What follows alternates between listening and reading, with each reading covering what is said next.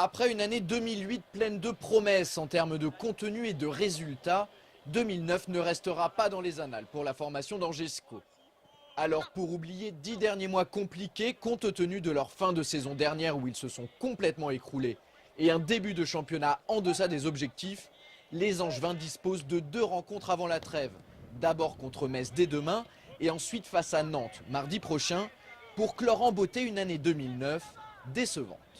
C'est sûr, si on voit l'année 2009, elle n'a pas été très brillante au niveau des objectifs, mais bon, je veux dire, on a l'occasion, pas de se rattraper, mais de faire oublier un peu ce début de saison difficile. Donc on sait que si on fait 2 gros matchs contre Metz et Nantes, ça voudra dire que le SCO est capable de rivaliser avec les grosses équipes et peut-être jouer quelque chose dans le championnat. Mais pour l'instant, on n'en est pas là, il faut prendre des points. Oui, mais combien exactement? Réponse du technicien angevin. On prend le maximum. Déjà, on va essayer de gagner le premier. D'abord parce que c'est à domicile. Et puis après, on verra. Mais on ne s'est pas fixé d'objectif de points. On prend le maximum, c'est tout. Et le maximum serait bien évidemment d'en prendre 6. Mais quels sont les objectifs minimums que se sont fixés les joueurs de Jean-Louis Garcia entre eux? Écoutez Sébastien Renoir, le milieu de terrain d'Angesco, qui a répondu à cette question aujourd'hui sur le plateau de Foot, dont il était l'invité. On en parle entre nous déjà, ce qui est clair c'est de gagner à domicile, donc c'est minimum 3 points. Et le second objectif, il aide tout simplement de ne pas prendre de but à l'extérieur parce que c'est ce qui nous coûte cher depuis le début de l'année, et de gagner notre premier match à l'extérieur. Donc l'objectif, si je prends tout ça, ça fait 6 points. Après, on prend tous les matchs pour les gagner. Le minimum qu'on souhaite, c'est au moins ne pas perdre à Nantes. Conclusion, le minimum syndical, c'est donc de prendre 4 points. Pour ce faire, Jean-Louis Garcia pourra s'appuyer sur un effectif quasi complet pour ces 2 rencontres à venir. Seulement qu'à l'appel, Olivier Auriac, victime d'une entorse de la cheville avec arrachement osseux, est forfait pour au moins 4 semaines.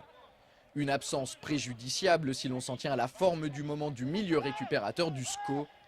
Mais ce que nous explique le coach angevin, c'est qu'il a d'autres éléments à disposition pour pallier le forfait de ce joueur cadre. C'est un coup dur dans la mesure où Olivier revenait très très bien. Depuis 3-4 matchs, il était en train de retrouver son meilleur niveau. Mais bon, on va récupérer Mika Stéphane, qui a un autre registre qu'Olivier, mais qui est très très important dans sa culture de la gagne, dans sa présence sur le terrain, dans sa force mentale. Charge aux autres autour d'en faire un petit peu plus dans le domaine technique pour remplacer un petit peu l'influence d'Olivier Auriac dans le jeu. Pour remplacer l'influence d'Olivier Auriac, bien sûr, mais aussi pour passer d'agréables vacances. Car si les résultats ne sont pas au rendez-vous, les fêtes risquent d'avoir un goût amer.